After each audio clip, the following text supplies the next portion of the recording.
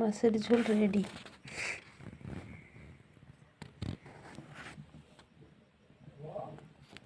অল্প সময়ের ভিতরে রান্না হয়ে যাবে।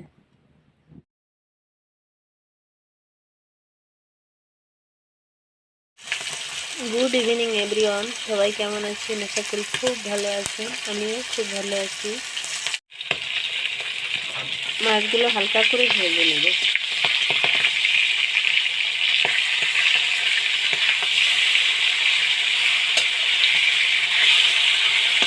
এক সাইড ভাজা হয়ে গেছে, আরেক সাইড হলে হয়ে যাবে।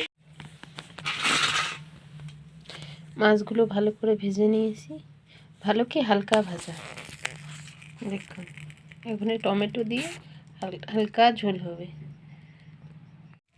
জিরেগুলো পুড়ে গেছে, এখানে তেলের উপরে টমেটো দিয়ে দেবো।